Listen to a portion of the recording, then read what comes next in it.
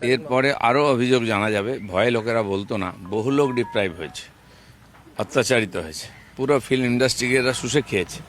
তো সেই জন্য যারা এখনও কমপ্লেন করার সাহস পাননি তারা কমপ্লেন করুন, লোকে তো জানুক কত অত্যাচারী ছিল এরা, ক্ষমতার কত দুরুপযোগ দুর্ব্যবহার করেছে।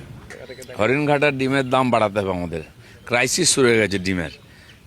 লোকেরা ফ্রিতে ডিম খাওয়াচ্ছে টিএমসি নেতাদের, আর সেই জন্য ডিমের ক্রাইসিস হয়ে সাধারণ লোক ডিম পাচ্ছেন না। মানুষের রাগ আর যেটা উগরে দেওয়ার রাস্তা, তাকে আহত না করে কিভাবে করা যায়, ভালো ব্যবস্থা বার করেছেন। মানুষ আইন হাতে না তুললে নিয়ে নিজের ক্ষোভ প্রকাশ করছেন। তো যারা ছেড়ে পালিয়ে যাচ্ছে, পুরো ডিফাং হয়ে যাচ্ছে, পুরসভাই চলবে না, যেমন একাধিক পঞ্চায়েত এরকম অবস্থা হয়েছে। তো আমার মনে হয় এটাই হবে নতুন নির্বাচনই এখানকার সমাধান হবে। শৌকতের মতো এরকম বহু নেতা আন্ডারগ্রাউন্ড হয়ে গেছেন, পালিয়ে গেছেন অন্য রাজ্যে। তারা যে অপরাধ করেছে তার সাজা তো পেতেই হবে। সে ভারতবর্ষে যেখানে থাকবে বা বাংলাদেশ গেলেও বাঁচার রাস্তা নেই।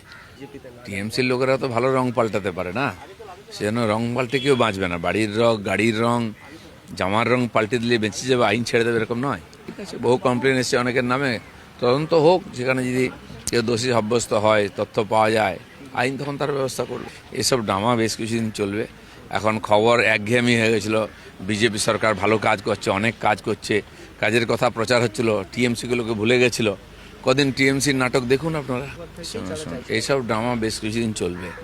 ওরা আসলে দিশেহারা কোথায় যাবে, পার্টিটা থাকবে কিনা আদৌ।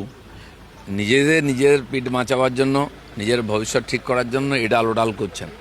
একটু জলটা পরিষ্কার হতে দিন, সব ঠিক হয়ে যাবে।